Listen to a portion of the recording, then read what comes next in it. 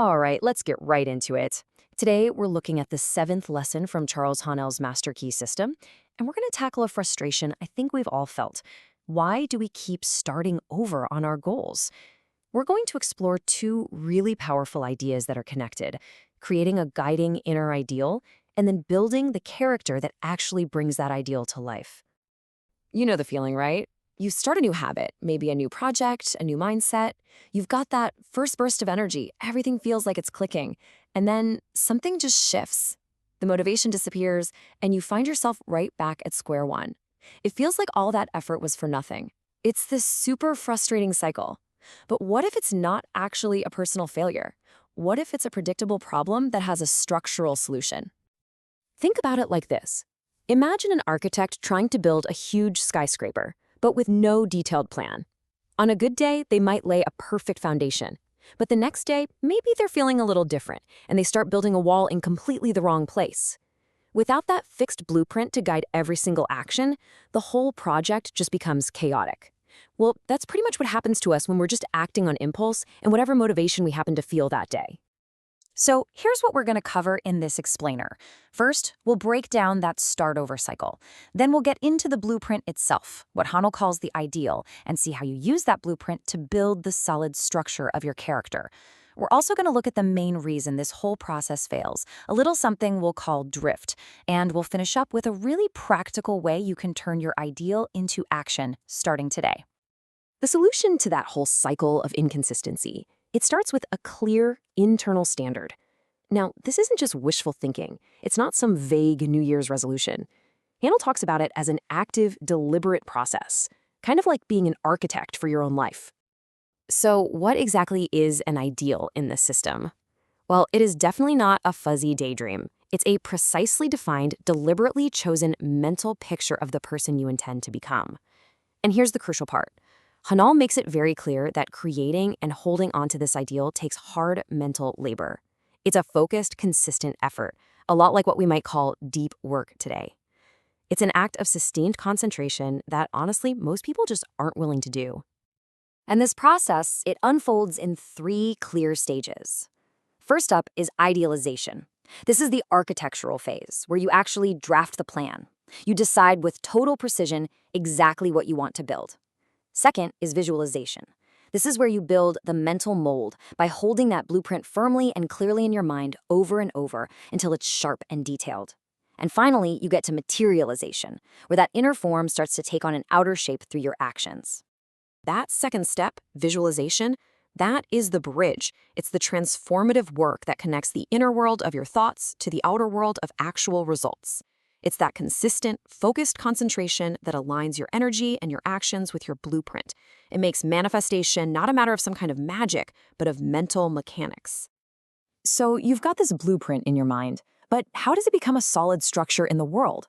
How does a thought actually become a thing? This is where the idea of character becomes absolutely crucial. In this system, character isn't some vague moral thing. It's the tangible structure you build from the blueprint of your ideal. It's the stable, reliable version of you that shows up from repeated, consistent action. And what's really fascinating is that this isn't even a new idea. It actually echoes the ancient Greek concept of hexis. The Greeks understood that character isn't just a passive habit, it's an active, practiced state you deliberately choose to maintain moment by moment. And this is a really important distinction to make. See, your personality can be reactive. It can shift with your mood or your circumstances. One day you feel outgoing, the next you're more reserved. But character is something you build. It's an active state that you create on purpose through choices that line up with your inner ideal. So while your personality might be all over the place, a well-built character gives you stability, no matter how you're feeling that day. At the end of the day, your character is really the physical proof of your inner ideal. It's the house that you build by faithfully following the blueprint, one brick, one choice, one day at a time. Okay, but if this process is so straightforward, plan, visualize, act, why do so many of us get stuck in that start-over cycle? Well, the answer lies in this powerful, silent force called drift. The Stoic philosopher Seneca was talking about this thousands of years ago. He basically argued that wisdom is just a state of deep consistency. The problem, as he saw it, is that most people don't really know what they want from one day to the next. Their desires just change with the wind, and so their actions become chaotic and they contradict themselves. That is the perfect definition of drift. And here's the problem in action. When you don't have a fixed ideal that you're holding firmly in your mind, your daily moods just take over.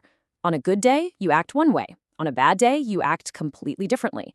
You basically become a ship without a rudder, just getting pushed around by the random waves of circumstance and emotion instead of being guided by a destination you actually chose. So the antidote to all this drift, it's simple to say, but it requires that mental labor we were talking about. You have to choose your ideal, your destination, and then hold it firmly in your mind no matter what the temporary weather of your moods looks like. This gives you a fixed point to navigate by. So how do we actually start building?